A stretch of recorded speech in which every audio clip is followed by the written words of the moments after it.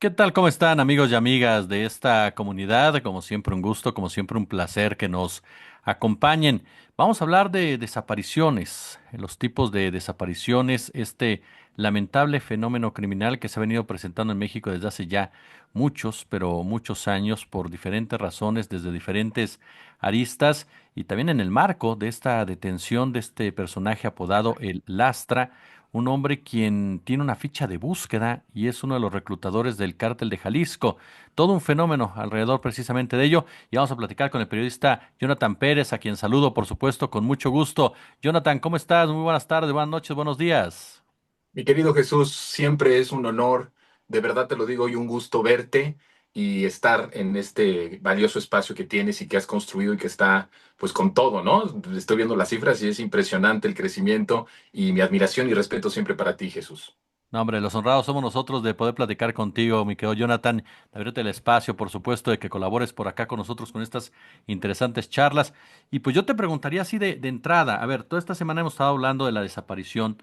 Nos topamos ahora este fin de semana con el caso de este señor Lastra, con esta ficha de búsqueda. Pero, ¿qué hay detrás de las desapariciones? ¿Cómo entendemos las desapariciones en México que se han venido dando ya de una larga data? Mira, yo creo que las desapariciones en nuestro país son tal vez la herramienta de lo que yo llamo terrorismo de Estado, ojo, que no el terrorismo que están diciendo estos personajes con la narrativa de Donald Trump, sino de lo que yo sí considero una política de terrorismo de Estado hacia las personas, sobre todo cuando intervienen agentes estatales, agentes municipales o agentes federales en la desaparición de una o más personas. Creo que incluso el asesinato, pues tiene por lo menos la parte de está el cuerpo, está la persona y sus familiares pueden recoger sus cuerpos o pueden tener acceso a sus cuerpos, pero en la desaparición, por eso digo que es una de los, digamos, la más alta intensidad de violencia, es como no sabe si está vivo o está muerto, no sabes si está padeciendo o no está padeciendo, no sabes en qué lugar está, en manos de quién está. Las desapariciones han sido justamente eso, como una estrategia de control social, una estrategia de terror desde el Estado para amedrentar a opositores, a resistencias de distintas índoles, que también son multifactoriales las resistencias a nivel nacional. Es decir, vemos marcadamente cómo hay una resistencia, por ejemplo, a las empresas mineras, cómo hay esas resistencias en lugares en donde se enajenó suelo patrio en nuestro país, desde Salinas y después con Calderón, en donde es evidente que hay personas defensoras del agua, defensores de la tierra, defensores y defensoras del agua y de la tierra que fueron desaparecidas, en donde participan agentes del Estado. Entonces, este fenómeno criminal terrible me parece que es de las cosas más fuertes que puede sufrir una familia, la ausencia de una persona en donde no sabes ni quién lo desapareció, no sabes si está vivo o está muerto porque no tienes los restos, porque no tienes el cuerpo, y eso provoca una doble victimización a las personas, de sufrir incluso el estar buscando un cuerpo o los restos, ni siquiera es que estén queriendo todo el cuerpo, sino los restos que indiquen que esa persona está muerta o ya no tiene vida, ¿no? A ver, yo quisiera dar un contexto interesante ¿No? en el sexenio de Peña Nieto. Se crea una comisión el 17 de noviembre de 2017. Estamos hablando de unos más o menos 50, más o menos días de que saliera de la presidencia de la República, como una presión de diferentes organizaciones sociales y de diferentes asociaciones y movimientos de padres y de madres y de familias que estaban buscando a sus desaparecidos. Acuérdate tú que con Peña Nieto se destapa el infierno de los desaparecidos, pero no es los 43 los únicos desaparecidos. Es decir, eso solo fue la punta de lanza que visibiliza una problemática que veníamos arrastrando desde los 60s y los 70s con la Guerra Sucia y que se fue, digamos, perfeccionando en el sentido en que fue participando el Estado y los grupos criminales, ¿no?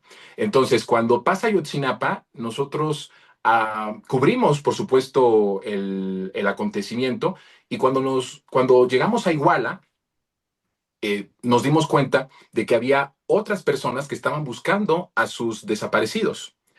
y que era como tal un movimiento ya muy bien estructurado que estaba buscando lo mismo que estaban en ese momento ahora pidiendo los padres de los 43, querían que sus hijos aparecieran con vida.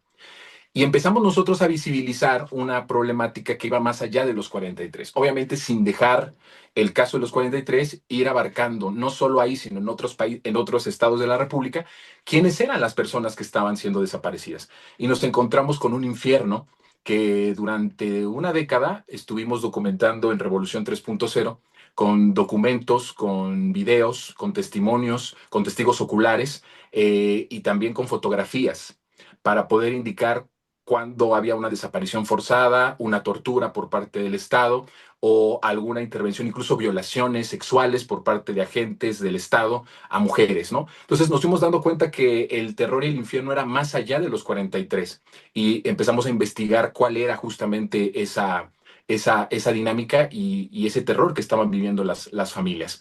Desgraciadamente, Peña Nieto se va de su sexenio dejando una comisión nacional de búsqueda sin estructura, sin presupuesto, sin los más mínimos y básicos, digamos, formas de encontrar, de buscar, simplemente fue como algo mediático en donde se decía, aquí tenemos esta comisión, pero no había presupuesto, lo cual pues era una burla. De hecho, cuando se instaura esta comisión, los propios padres, madres de los desaparecidos, dicen esto es una burla porque no hay ni siquiera una cuestión de presupuesto que asegure que puedan enfrentar este fenómeno, ¿no? Entonces no había presupuesto, solamente se hizo mediáticamente como una consecuencia de una presión social que en ese momento, hacia el final del sexenio, ya era muchísima, porque lo de Ayotzinapa destapa otros muchos y miles de desaparecidos que se van sumando a esa misma lucha de decir a mi esposo también lo desaparecieron, a mi hijo también lo desaparecieron. Entonces fueron sumando un montón de colectivos de padres y de madres buscadoras a la lucha que en ese momento era la que logra esa visibilidad, que son los 43, y ante esa presión, bueno, pues el expresidente Peña Nieto da esta comisión que te digo, prácticamente sin huesos, sin piernas, sin brazos, porque no podía resolver el grave problema. Pero en 2019, que creo que es importante apuntar las cosas que se han hecho bien y también las que siguen siendo pendientes, ya en el sexenio de Andrés Manuel se crea una base de datos en donde sí involucra y abarca los desaparecidos desde 1962, que creo que es un paso importante porque a partir de ahí se da un reconocimiento pleno del Estado de la existencia de esta grave problemática. La presidenta ha dicho muchas veces que lo que no se nombra no existe. Y me parece que cuando tiene que ver con cuestiones de Estado, tiene mucho más significado. Si el Estado no los nombra, si el Estado no los reconoce, entonces no existen. Y este reconocimiento era visibilizar que teníamos una problemática que data de 1962 hasta esa fecha y se siguen acumulando. Y creo que era importante a partir de ese momento tener una base completa de todos esos desaparecidos. Ahora, en este registro nacional de desaparecidos se fueron sumando las denuncias que se iban acumulando hasta ese momento y se restaban las que fueron encontrando a través de un sistema que ellos llamaron metodología prueba de vida, que creo que es un intento interesante que se utilizó primero en la Ciudad de México y después se adaptó a nivel nacional. Un ejemplo cercano es, a mediados del 2024, por ejemplo, se reportaba oficialmente una cifra de 120,000 desaparecidos. Vuelvo a repetir, es una cifra que abarca casos desde 1962. De estos fueron encontrados hasta marzo de 2024 poco más de 20,000 personas. La prueba que demostraba que estaban con vida era que a justamente esa persona, al ser localizada, se le pedía que se le tomara una fotografía con el periódico de ese día para que fuera esa prueba contundente de que estaba vivo. En ese momento lo que pasaba es que de la lista de desaparecidos se pasaba a otra lista de localizados. No es que se desaparecieran los registros, solo se pasaba de la lista de desaparecidos a la lista de localizados. Ahora, de este universo, ojo, de este universo que se encontró hasta marzo de 2024, de poco más de 20,000, se informó que el 86% de estas personas no fueron víctimas de delito. ¿Sí? Que creo que es importante esto. Es decir, no intervino en su desaparición ningún agente del Estado, lo que lo convertiría abiertamente en una desaparición forzada, ni tampoco intervino ningún integrante del crimen organizado, ya sea como secuestro, reclutamiento o por engaño y después que ya no los dejaban salir, como mucho de lo que está pasando en Jalisco. Es decir, no se detecta esta problemática. Siguiendo este mismo universo, el 14% sí fue víctima de delito, es decir, sí participó en ese 14% de esos encontrados alguna cuestión del crimen, pero solo el 4% habría sido por desaparición forzada. ¿Qué quiere decir esto?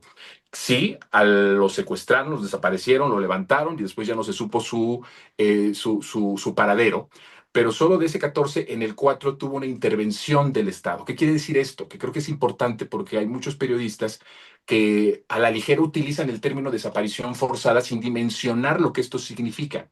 Este 4% que sí se asume como desaparición forzada, sí se pudo probar o en el testimonio de la persona localizada o con la investigación pericial, se logra detectar que efectivamente en ese 4% hubo un involucramiento de algún policía municipal, policía estatal o incluso una policía federal o fuerzas armadas. Cuando hay una intervención de algún agente del Estado, desde la estructura municipal hasta la federal, se toma en cuenta como desaparición forzada. Ahora, eh, esto justamente en una intervención polémica que se viralizó en las redes sociales, en un programa de televisión pública, justamente estoy hablando de este contexto de una búsqueda exhaustiva que se hizo en ese periodo al finalizar el sexenio de Andrés Manuel y de los que se encontraron, dije, muchos de ellos, hay que decirlo, fueron justamente desapariciones que ellos decidieron por un montón de factores familiares, por violencia incluso al interior de la familia, por alguna cuestión en donde tienen un conflicto familiar que los hizo irse de ese entorno y no decir a dónde iban. Y eso sucedió, pero estamos hablando de ese universo. No estamos hablando que en general de los 120,000 desaparecidos o los 100,000 desaparecidos en ese momento, todos hayan desaparecido o querido desaparecer por voluntad propia, ¿no? Eso sería criminal y sería falto de toda estructura y prueba periodística o forense. No tiene ningún sentido decirlo. Solo apuntaba de que sí es importante detectar que en ese caso de ese universo de encontrados, el 86% no intervino ni fuerzas del Estado ni crimen alguno, ¿no? Ahora, eh, todos estos ejemplos que acabo de detallar o lo que acabo de detallar, los expongo y no significa que yo quiera generalizar que el resultado de todas las búsquedas, que sigue siendo una asignatura pendiente en el sexenio de Andrés Manuel y en este sexenio de la presidenta Claudia Sheinbaum, y que creo que es importante, porque a nadie le hace bien que digamos y digamos acá otra cosa que no es real, sigue siendo una problemática alarmante, pero sí creo que no tenemos que generalizar que el resultado de estas 120,000 vayan a ser las de ese universo de 20,000 personas localizadas en el último tramo del sexenio de López Obrador. No estoy yo generalizando eso, no estoy yo diciendo que tenga que ser así. Lo que sí apuntó Jesús, que creo que es bien importante, es que hay que entender y dimensionar que las desapariciones son multifactoriales, pero que también tienen que ver mucho con una circunstancia regional y particular de cada estado. ¿A qué nos referimos? No son los mismos factores de desaparición en la Ciudad de México que en Jalisco. Y detectar y atender el problema de una forma regional, estatal, ayudaría mucho incluso a planear una estrategia de cada estado. Un ejemplo es que si en algún territorio del país desaparecen más por problemas familiares, quiere decir que ahí hay un problema de violencia intrafamiliar que el Estado tiene que asumir como un problema y tratar de resolverlo, prevenirlo y resolverlo. Si en otro estado, por ejemplo, hay cifras en donde apuntan de que hay más desapariciones forzadas, en donde participan agentes del Estado, ¿qué es lo que se tiene que hacer? Investigar a los mandos municipales, mandos estatales y mandos federales, porque quiere decir que hay mandos y personas del Estado municipal, estatal o federal, que están participando activamente en desapariciones. Y esos datos creo que sí son importantes regionalizarlos. ¿En qué zona están desaparecidos forzados? Hay ahí un involucramiento y una responsabilidad de municipales, estatales y posiblemente federales o fuerzas armadas. Entonces creo que el regionalizar, entrarle a una discusión y asumir una responsabilidad más centrada a las necesidades de cada estado, pues me parecería que ayudaría muchísimo. Ahora, si encuentras que en estos lugares hay una sinergia, hay un círculo vicioso en donde participan personas del Estado y crimen organizado, ahí estás hablando de una profundización del crimen organizado, las estructuras institucionales del Estado, desde el presidente municipal, sus policías y posiblemente también gobernadores y sus policías. Entonces, a mí me parece que sí se tendrá que regionalizar la problemática para encontrar soluciones que desde la raíz del problema se puedan asumir, ¿no? Entonces, creo que eso es importante. Ahora, te cuento de un fenómeno que nosotros vivimos en 2006, cuando yo también empecé a hacer, ahí sí te voy a decir, no de manera profesional, porque todavía estaba estudiando, pero empecé yo con un blog en donde estaba investigando lo que ha sido el sexenio o lo que fue el sexenio de Felipe Calderón. Y después ya, digamos, de manera profesional, en pleno sexenio de Peña Nieto, desde Revolución 3.0 y sí de forma profesional, también vimos muchos casos que sucedieron en 2006 y que me parece que es un fenómeno interesante que hay que comentar. Tú sabes que en 2006, en el sexenio de Felipe Calderón, se entregan más concesiones mineras Así es. como en ningún otro sexenio. Obviamente amparados por la ley minera de Salinas. Él es el que manda la ley minera y entrega suelo patrio. Así es. Pero Calderón se vuela la barda, entrega mucho más suelo patrio que el propio Salinas de Gortari. Es decir, entrega territorio. Nosotros empezamos a ver que justamente estas empresas mineras tenían o empezaban a tener sus concesiones y en esos lugares había personas que tenían esas resistencias de sus pueblos, de sus tierras, de su agua. Y lo que nosotros empezamos a ver es un fenómeno de desaparición de personas muy marcado en las zonas en donde se había concesionado minas a estas empresas mineras, canadienses y de otro tipo, de otros países, pero específicamente canadienses. Y nos empezamos a dar cuenta cuando empezamos a investigar que los testimonios apuntaban de que las desapariciones de estas personas eran ejecutadas por agentes del Estado, por grupos criminales que casualmente, Jesús, beneficiaban al magnate minero, ¿sí? Es decir, es un fenómeno de círculo vicioso en donde como no hay separación entre el Estado y el crimen organizado, se articulan de la misma forma para el beneficio de las transnacionales y para beneficio de los empresarios, en este caso mineros. Eso fue, por ejemplo, uno de los casos muy fuertes porque documentábamos cómo desaparecieron tanto defensores y defensoras del agua, que contaminaban esas minas, defensores y defensoras del territorio de los pueblos, y de ahí viene otro fenómeno que son los desplazamientos forzados, ¿no? Era como todo un infierno que vivían estas comunidades, porque por un lado había un desplazamiento forzado desde el Estado, desde los criminales, amparado, por supuesto, y pedido por las empresas mineras, y por otro lado a los que resistían más o a los que se manifestaban y resistían todos esos embates, los desaparecían. Entonces, esto, por ejemplo, sucedía en esos espacios y en esos lugares. Creo que una estrategia regionalizada, tomando en cuenta particularidades de la situación local, ayudaría muchísimo a atender la problemática y es posible que eso pueda ayudar a resolver mucho más pronto esas desapariciones, ¿no? Entonces, solo lo doy como un dato que me parece que es importante. Ahora, lo que sí es un hecho es que en todos los territorios o en todos los estados en donde hay desapariciones, sí se repiten los mismos porqués o los mismos datos. Es decir, siempre hay desaparición forzada, desaparición por crimen o desaparición voluntaria. Siempre existe. Lo que va cambiando es la intensidad del motivo de la desaparición. Por eso te digo que sería muy importante que se pusiera en un mapa como regionalizar la problemática. Ahora, te quiero solamente para que continúes tú también lo que quieras apuntar y preguntar, hacer un paralelismo de lo que son las desapariciones, comparar los factores de desaparición de la Ciudad de México y de Jalisco, aprovechando que en la coyuntura en estos momentos está la cuestión de lo que está pasando en Jalisco, para sustentar más lo que acabo de decir. A ver, en la Ciudad de México, hasta el 2024, del universo de desaparecidos, se encontró hasta marzo justo del año pasado el 93% de las personas desaparecidas. Es un modelo exitoso de búsqueda, ¿sí? Que después también fue adaptado a nivel nacional justo al cierre prácticamente del gobierno de Andrés Manuel. De ese universo de 93% de personas localizadas, un 44% corresponden a ausencias por decisión propia. Volvemos a ese asunto. Sí existen esas personas, ¿no? Esto no demerita ni quita la intensidad de lo otro, que es dolorosísimo, y aquí ya acabo de decir cómo incluso hay círculos viciosos donde participan empresarios, transnacionales, crimen organizado y agentes del Estado, ¿no? Pero en el caso de la Ciudad de México, de ese 93% del total de desaparecidos, el 44% fue una ausencia voluntaria o propia. Más de 36% se relaciona con problemas personales graves. Y aquí podemos decir, no sé, ¿no? Mentales, no lo queremos interpretar porque luego pueden agarrar esto para solo poner ese clip y decir que yo ahora estoy diciendo eso, ¿no? Pero son problemas personales graves, que no tienen que ver factores del Estado, ni del crimen, ni de otros factores de ese tipo, ¿no?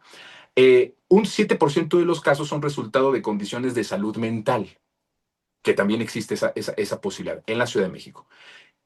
3% se deben a accidentes y solo 4.6 de los casos está vinculado con delitos de alto impacto, incluyendo aquí desapariciones forzadas. O sea, del total de los desaparecidos de la Ciudad de México, solo el 4.6% tuvo que ver algún delito de alto impacto y de ese 4.6%, un muy todavía pequeño más tuvo que ver algún agente del Estado en la desaparición de esa persona. Eso es en la Ciudad de México.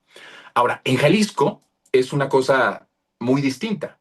Aquí se ve claramente en las estadísticas un aumento impresionante de desaparecidos desde el 2006, que uno podría decir de inicio, pues creo que en todo el país empieza a haber un creciente número de desapariciones.